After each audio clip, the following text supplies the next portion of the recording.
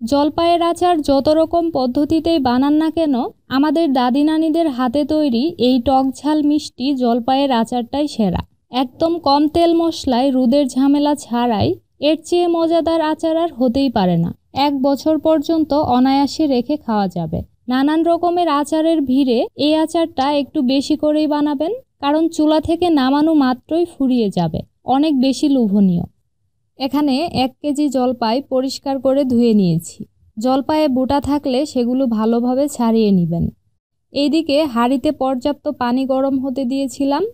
এবার জলপাইগুলো এই গরম পানিতে দিয়ে দিব। তারপর 1 চা চামচ লবণ দিয়ে ভালোভাবে মিশিয়ে নিয়েছি। এবার ঢাকনা দিয়ে ঢেকে জলপাইগুলো সিদ্ধ করে নিতে হবে।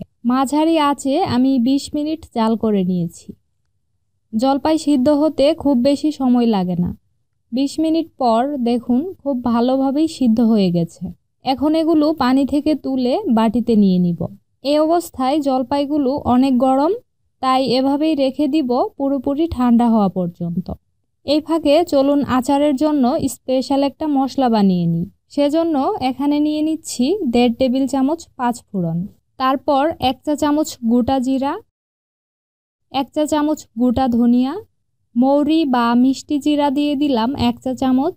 5 ফোড়নে মৌরি থাকে, তবে আলাদা করে দিলে সুঘ্রাণ বেশি হয়। হাতের কাছে যদি না থাকে তবে বাদ দিতে পারেন। স্বাদমতো শুকনা মরিচ দিয়ে একদম লো আঁচে মশলাগুলো ভেজে নিয়েছি। বেশি তাপে ভাজলে পুড়ে যাবে। ঘন ঘন নেড়ে ভাজার পর যখন খুব সুন্দর সুঘ্রাণ বের হয়েছে, তখন এগুলো চুলা থেকে নামিয়ে ঠান্ডা করে নিয়েছি। এরপর সবগুলো মশলা একসাথে গুঁড়া করে নিলেই তৈরি হয়ে যাবে স্পেশাল আচারের মশলা। সিদ্ধ জলপাইগুলো ঠান্ডা হয়ে গেছে। হাত দিয়ে ভালোভাবে মেখে ভর্তা বানিয়ে নিব। একদম মেখে মিহি ভর্তা করতে হবে না, শুধু প্রতিটি জলপাইয়ের বিচি থেকে আলাদা করলেই হবে। জলপাই ভালোভাবে সিদ্ধ না হলে কিন্তু এভাবে ভর্তা করতে অসুবিধা হবে। আচ্ছা, এবার আচার তৈরির জন্য হাঁড়িতে দিয়ে দিব 1 কাপ সরিষার তেল। গরম হয়ে এলে ফোড়নের জন্য দিয়ে দিচ্ছি দারুচিনি, এলাচ, তেজপাতা আর শুকনা মরিচ। এখন সুঘ্রাণ বের হওয়া পর্যন্ত এগুলো হালকা ভেজে নিব। তারপর চুলার তাপ একদম কমিয়ে এর মধ্যে 1 টেবিল চামচ দিয়ে দিচ্ছি রসুন বাটা। এই সময় চুলার তাপ কমিয়ে না রাখলে সরিষার তেলের বুদবুদ উঠে হাঁড়িতে উপচে পড়ে যাবে। রসুনের কাঁচা গন্ধ চলে যাওয়া পর্যন্ত ভেজে নিয়েছি। তারপর ভর্তা করা জলপাইগুলো এর মধ্যে দিয়ে দিব। জলপাই দিয়ে মাঝারি আঁচে ঘন ঘন নেড়ে আমি এগুলো 3 থেকে 4 মিনিটের মতো তেলের মধ্যেই ভেজে নিয়েছি। তারপর এতে দিয়ে দিচ্ছি চিনি। আমি 2 কাপের কিছুটা কম পরিমাণে চিনি এখানে ব্যবহার করেছি। এইটুকু চিনিতে আচারটা একদম পারফেক্ট টক মিষ্টি হবে, তবে আপনাদের স্বাদ মতোও দিতে পারেন। লবণ দিয়ে দিচ্ছি প্রায় 1 চা চামচ। এখন দিয়ে দিব তৈরি করা আচারের মশলা। এ পর্যায়ে সবটুকু একেবারে দেইনি, অর্ধেকটা রেখে দিয়েছি আচার তৈরির একদম শেষের দিকে দেওয়ার জন্য। এখন কাজ হলো মাঝারি আঁচে ঘন ঘন নেড়ে যাওয়া। যেহেতু চিনি দিয়েছি তাই গলে যাওয়ার পর দেখতেই পাচ্ছেন বেশি নরম হয়ে পানি ছেড়ে দিয়েছে। এটা স্বাভাবিক, কিছুক্ষণ জাল করলেই পানি শুকিয়ে যাবে। আচ্ছা, চিনির পরিবর্তে কিন্তু এখানে আপনারা গুড় দিয়েও বানাতে পারবেন। আচার তৈরি ধৈর্যের কাজ। কম আঁচে সময় দিয়ে ঘন ঘন নেড়ে পানি শুকিয়ে আসা পর্যন্ত জাল করতে হবে।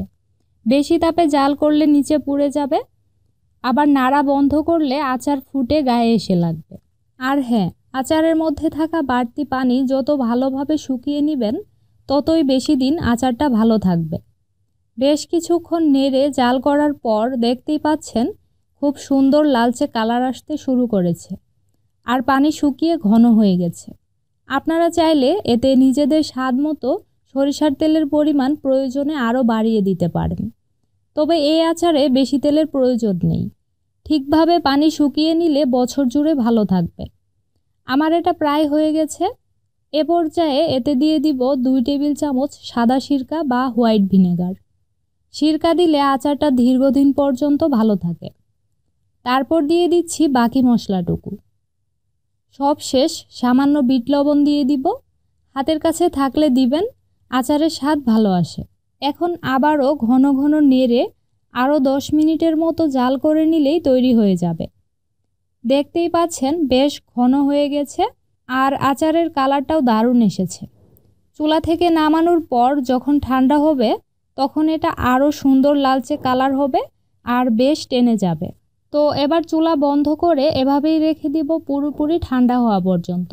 এই সময় খাবার ঢাকার ছিদ্রওয়ালা ঢাকনা দিয়ে আচারটা ঢেকে রাখবেন, তাহলে আচারে থাকা গরম বাষ্পগুলো খুব সহজেই বের হয়ে যাবে। ঠান্ডা হওয়ার পর দেখতেই পাচ্ছেন কতটা লোভনীয় দেখাচ্ছে। কম তেল মশলায় রোদের ঝামেলা ছাড়াই তৈরি হয়ে গেল মজাদার আচার।